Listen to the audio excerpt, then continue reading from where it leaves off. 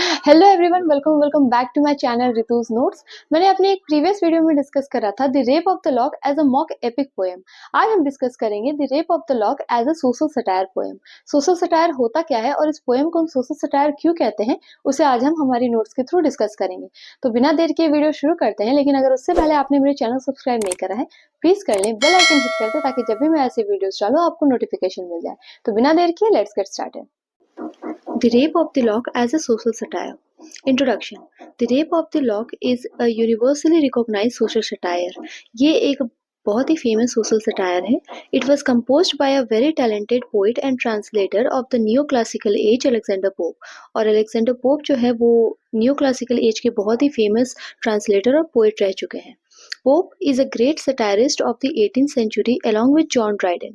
John Dryden जिस तरीके से 18th सेंचुरी में बहुत फेमस थे और ठीक उसी तरह अलेक्जेंडर पोप भी बहुत फेमस थे. He is a great satirist who has got the excellent skill of using the heroic couplet in his poem. और पोप अक्सर अपने पोएम्स में हीरोइक कपलेट का यूज करते थे जो कि बहुत फेमस था.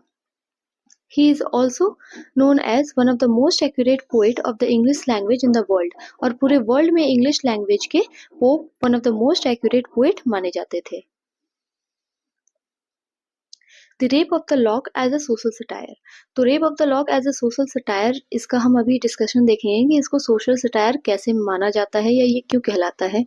The rape of the lock is his finest satire on the social life of his age. और उनके एज का ये one of the most social satire है the rape of the lock. In his mock heroic poem, Pope has chiefly satirized feminine frivolity. और ये जो mock heroic आप कह लीजिए या सोशल सटायर कह लीजिए, इस पोएम में ये फेमिनिन फ्राइवोलिटी को दिखाए हैं. फ्राइवोलिटी का मतलब आप कह सकते हैं एक तरह से सिली behaviour.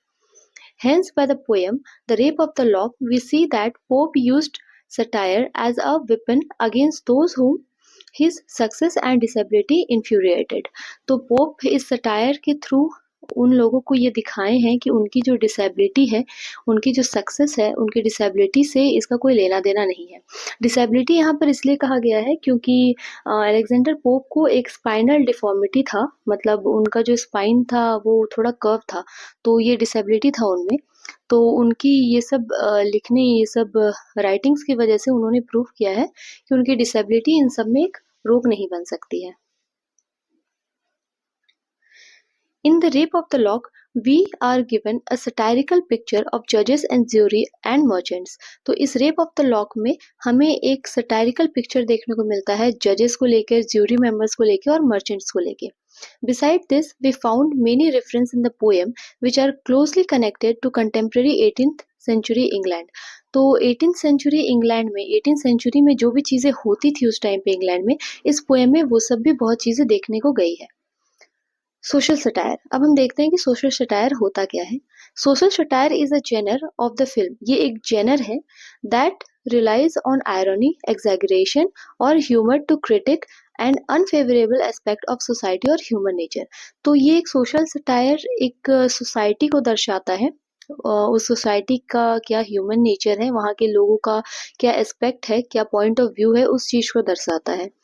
A social satire revolves around whatever aspect of society is critiquing.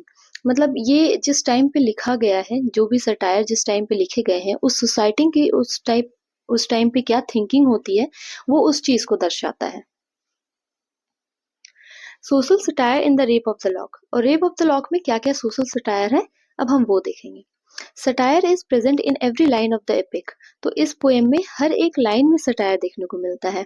When lord Peter cut off Belinda's lock of hair she screams. तो लॉर्ड पीटर जो है जब लड़की का बाल का वो लॉक काट देते हैं तो वो बहुत रोती है, वो बहुत चिल्लाती है.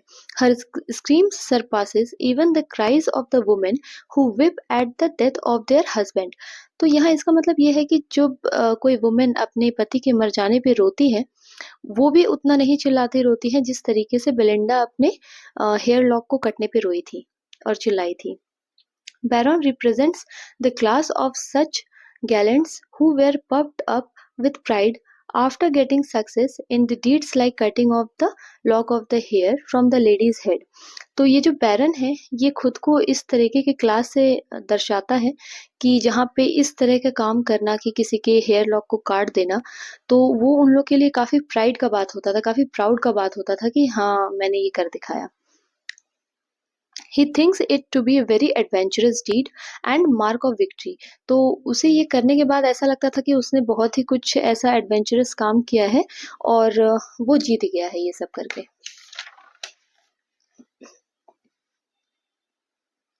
बेस्ड ऑन रियल इंसिडेंट, तो ये the rape of the lock जो है वो एक रियल इंसिडेंट पे बेस्ड सटायर है।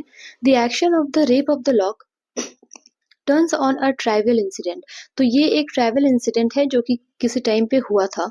The cutting of a lock of hair from a lady's head, तो किसी ने एक लेडी के हेड से उसके हेयर लॉक को काट दिया था। Such a thing had taken place in reality, और ये एक सत्य घटना पे आधारित है।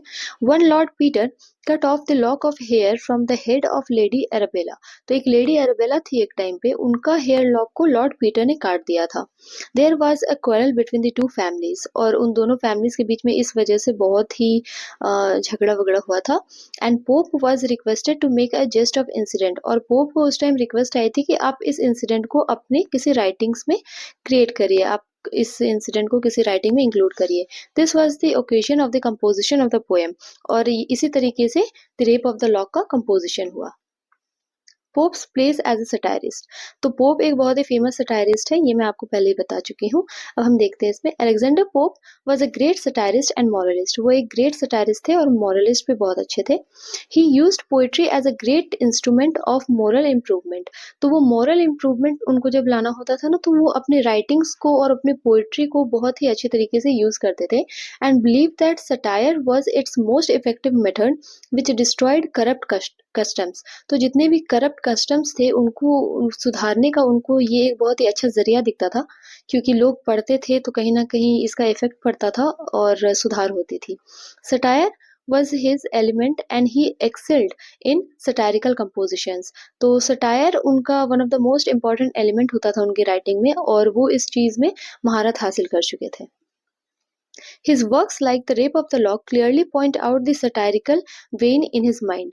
तो ये जो The Rape of the Lock है वो एक बहुत ही फेमस सटायर है, और ये बहुत ही सटायरिकल वेन, मतलब आप कह सकते हैं कि दिमाग को छू लेता है जब आप ये पढ़ते हो, तो इस चीज का बहुत ही इफेक्ट पड़ता है। सेवरल काउज मेड पोप अ सटायरिस्ट, और बहुत सारी चीजें पोप को सटायरिस्ट बनाती है। His physical disability was perhaps the greatest of them, और उनकी ये जो फिजिकल डिसेबिलिटी थी वो one of the greatest of them है, क्योंकि उन्होंने ये प्रूव किया कि उनकी डिसेबिलिटी की वजह से ऐसा नहीं है कि वो ऐसे कुछ वर्क्स लिख नहीं सकते हैं जो समाज में सुधार ला सके। तो ये थी मेरी आज की वीडियो, आपको कैसी लगी आप ज़रूर बताएं।